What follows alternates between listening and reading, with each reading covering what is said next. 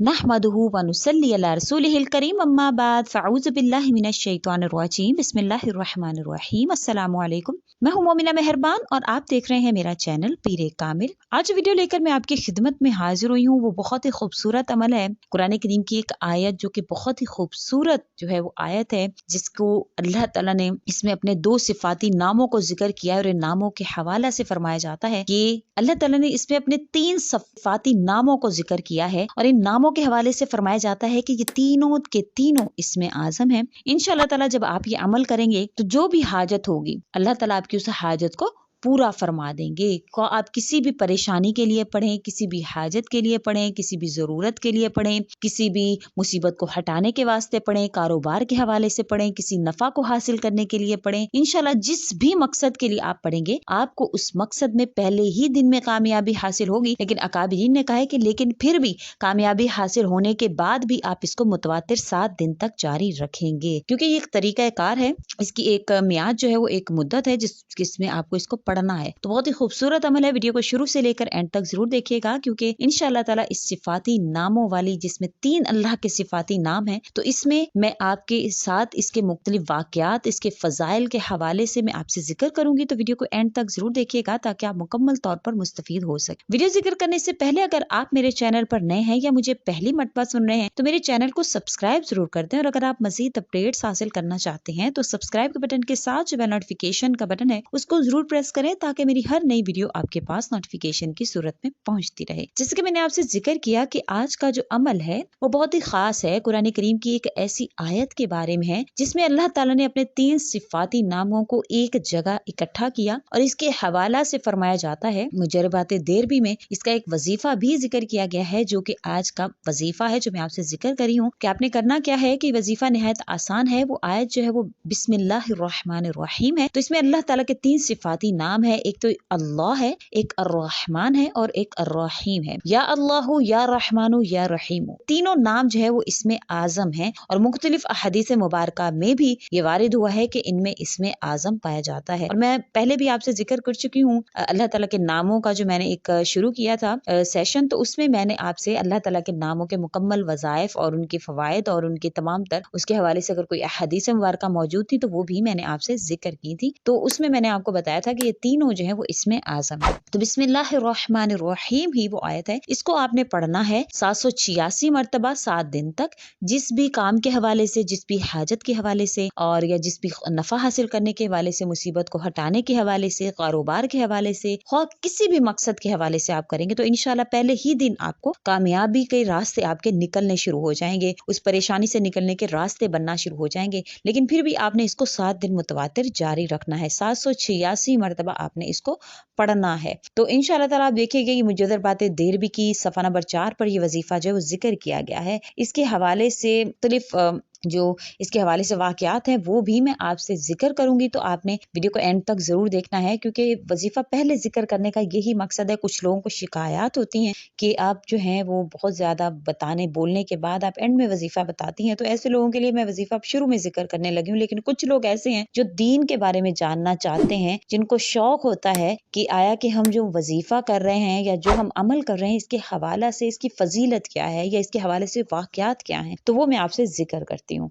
तो मौलाना शाह अब्दुल अजीज दहलवी रहमतुल्लाह अलैह अपनी तफसीर अजीजी में लिखते हैं कि मुफस्सिरीन ने कहा कि जब तूफान नूह ने इस दुनिया को अपने खौफनाक अजाब के चुंगल में घेर लिया और हजरत नूह अलैहिस्सलातु वस्सलाम अपनी कश्ती में सवार हुए, तो वो भी खौफ गर्क से बहुत ज्यादा हरासा और लर्जा थे। इन्होंने गर्क से निजात पाने और अजाब खुदावंदी से महफूज रहने के लिए बिस्मिल्लाहि मजरेहा व मुरसाहा कहा, और इस कलिमा की बरकत से इनकी कश्ती गर्काबी से महफूज और सालिम रही। तो इंशाअल्लाह ताला मुफस्सिरीन कहते हैं जब इस आधे कलिमे की वजह से इतने हैबतनाक तूफान से निजात हासिल हुई, तो वो शख्स जो अपनी पूरी जिंदगी में इस कलिमे को यानी बिस्मिल्लाहिर्रहमानिर्रहीम से अपने हर काम की इब्तिदा करे, इल्तिजाम करे, और वो निजात से क्यों कर महरूम होगा जब वो इसके जरिया से अल्लाह से मदद मांगे। तो कैसे हो सकता है कि वो किसी हाजत की अल्लाह से तवक्को करे और अल्लाह उसको अता ना करे, किसी नफा को हासिल करना चाहे और अल्लाह उसको वह नफा ना दे, किसी परेशानी को खत्म करने के लिए अल्लाह से करे और अल्लाह उसके लिए रास्ता راستے نہ نکالیں